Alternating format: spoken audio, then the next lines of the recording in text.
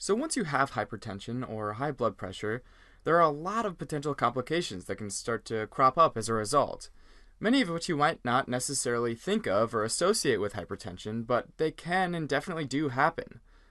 And we can sort of split these complications up into three categories, the first of which is those that involve the head and the brain. Specifically, a major complication is hypertensive retinopathy. What is that? Well, the first part of retinopathy means retina, and then pathy is disease. So this is a disease of the retina. And your retina is this critical component of your eyes. You wouldn't be able to see the world as you do without it. It's the innermost layer of your eye, and it takes in light and then helps transmit that light as an image to your brain. It's sort of like if your eye was a camera, and then your retina would be the film. And depending on which part of the retina the light hits, it'll send that information to your brain through these nerve fibers for development into an image. Now this piece of film, like anywhere in the body, needs oxygen, right? And where does it get that oxygen from? Well, your blood vessels. But if those blood vessels are damaged due to hypertension, you can start having vision problems. And eye doctors or ophthalmologists can take pictures of your eyes and actually see the damage to the tiny arteries in your eyes due to hypertension. And this is a pretty typical image of your retina. And if hypertensive retinopathy is present, they'll often be able to see this leakage of blood in these pictures due to weakened blood vessels.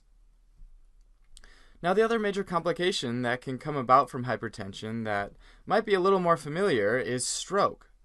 And since your brain's an organ, arguably one of the most important organs you have, it obviously needs a very solid and dependable supply of blood at all times, right? Well, if the arteries that supply a certain part of your brain with oxygen get clogged, or if they burst even from being too weak, your brain might not receive enough blood. And within minutes, those oxygen-starved brain cells can start to die off, and whatever function that part of the brain has might be lost.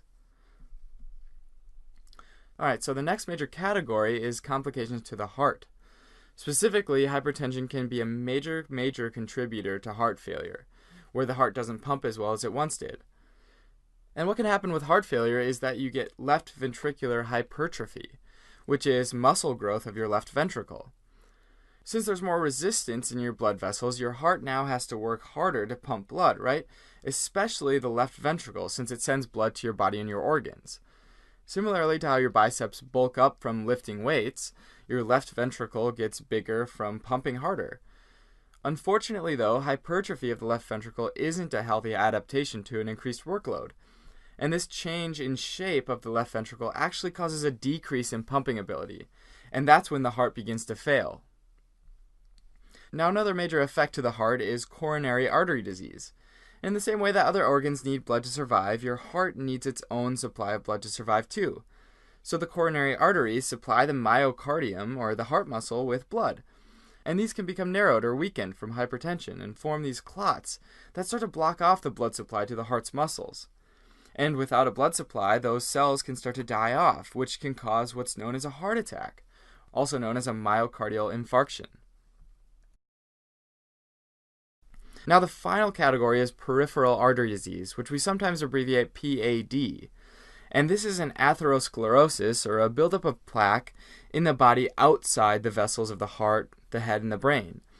Kind of a catch-all category for things not in the last two, which is why we call them peripheral arteries. Now, some of the most commonly affected areas are the blood vessels that carry oxygen to your legs, your arms, your stomach, or your kidneys. Decreased oxygen supply due to weakened or blocked arteries from hypertension to really any part of the peripheral organs or tissues can cause things like ulcers, gangrene, and loss of tissue in the affected area.